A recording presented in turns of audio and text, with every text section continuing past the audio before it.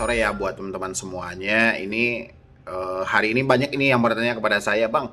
eh, Sebenarnya kita disebarin data atau tidak ya? Ya. DC datang ke rumah atau tidak ya, gitu ya. Tapi juga di samping itu, juga saya mendapatkan laporan banyaknya orang-orang yang baru terjebak pinjol gara-gara ada beberapa promo yang mengatasnamakan Shopee, mengatasnamakan Kredivo, mengatasnamakan ini. Tapi yang saya nggak habis pikir, dengan keadaan sadar orang-orang memberikan akses rekening, kode OTP, dan semua informasi pribadi tentang diri mereka itu diberikan. Ya, dan hari ini saya sampaikan buat teman-teman semuanya. Yang namanya kita gagal bayar pinjol, yang pertama yang akan kita dapat adalah mungkin data akan disebar, ya. Dan penyebaran data ini bisa dilakukan oleh beberapa aplikasi, ya. Tanpa kecuali ini ya, ada bisa dilakukan oleh beberapa aplikasi. Ini yang legal pun juga bisa melakukan, gitu loh. Ya, yang ilegal juga bisa melakukan. Cuman perbedaannya, yang legal biasanya dia kalau melakukan penyebaran data atau mengancam-ancam orang sekitar kita, baik kontak darurat, saudara kita atau teman kita ya, yang nggak kita jadikan kontak darurat, mereka tidak menyebutkan nama aplikasinya. Seperti yang ada di layar ini contohnya kurang lebih ya. Mereka kan nggak nyebutin itu. Mereka dari aplikasi mana, di aplikasi mana. Tapi yang jelas, ketika Anda telah bayar pinjol, sebar data, ataupun ditelepon orang sekitar, pasti akan terjadi. Ya, itu yang paling pertama. Yang kedua, habis itu kita akan mendapatkan beberapa ancaman dan tekanan. Ancaman itu baik yang cukup dalam banget, cukup berat banget porsinya ya. Bahkan kita sampai mau dipenjara, mau diproses ke jalur hukum ya. Itu yang porsi berat. Yang porsi yang lebih ekstrimnya lagi, kita akan disantet, kita akan dibunuh dengan berbagai macam porsi lainnya. Tapi percayalah teman-teman semuanya, hal itu hanyalah bagian dari sebuah penagihan. Sampai detik ini ya, saya aja berada di YouTube sudah 2 tahun lebih, 2 tahun, hampir 3 tahun ya, 3 tahun pokoknya dari 2019 sampai sekarang, mungkin sudah 3 tahun lebih saya berada di YouTube. Belum ada orang yang keluar penjara gara-gara gagal bayar pinjol. Dan habis itu, belum ada yang meninggal dunia disantet oleh pinjol. Ya, belum ada juga yang meninggal dunia gara-gara didatangi rumahnya oleh pihak DC dengan anarkis, belum ada. Ya, yang ada kita lihat di beberapa berita. Orang-orang melebihi tingkat ketakutan normal, nekat mengakhiri hidup.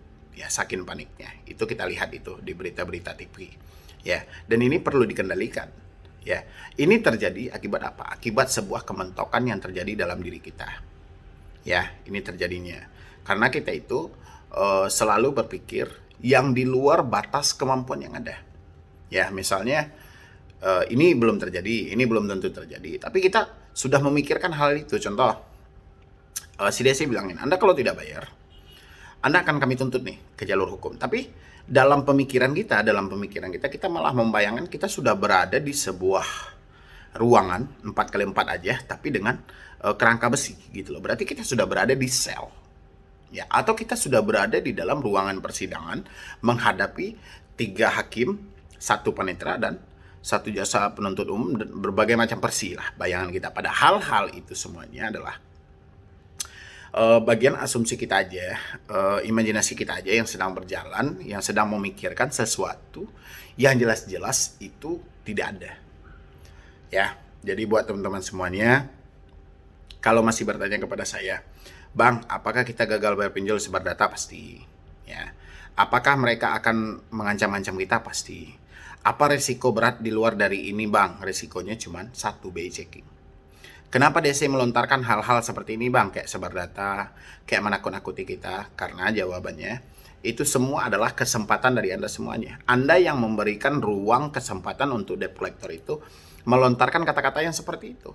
Ya, kenapa seperti itu, Bang? Karena si debt collector selalu merasa berhasil ketika dia mengancam seseorang dengan kata-kata yang seperti itu.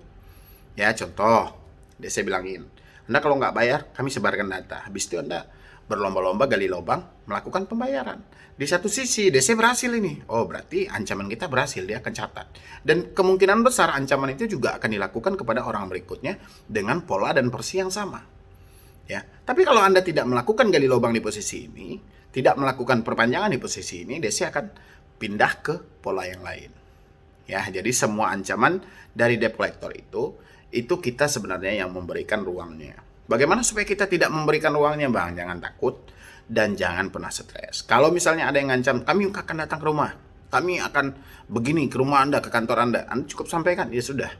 Saya tunggu kedatangan Anda, berarti hari ini saya tidak perlu lagi usahakan uang untuk pembayaran saya, cukup saya menunggu Anda hadir di rumah.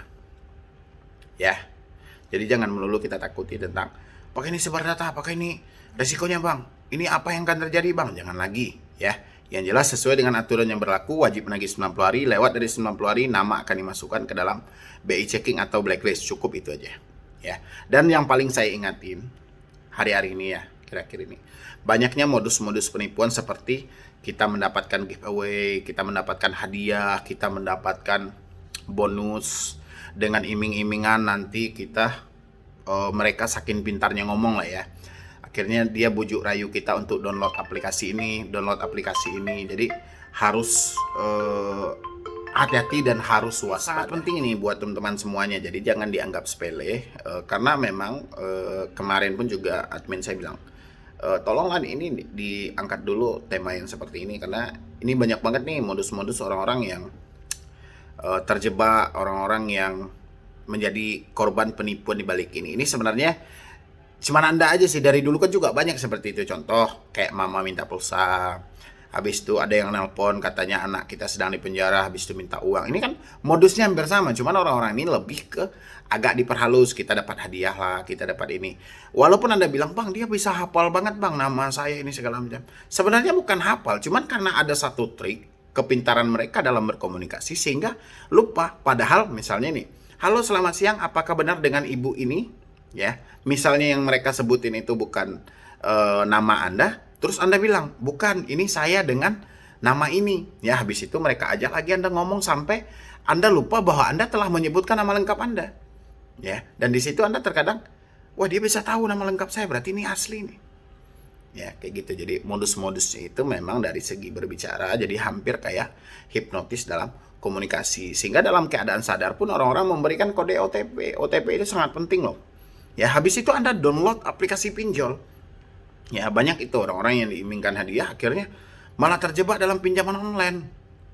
Ya, dan lebih parahnya lagi uangnya itu dikirim kepada si penipu tadi. Ini tolong diwaspadai buat teman-teman semuanya ya. Intinya jangan pernah takut, jangan pernah panik lagi, dan habis itu tolong waspadai sesuatu kejahatan yang akan merugikan diri kita.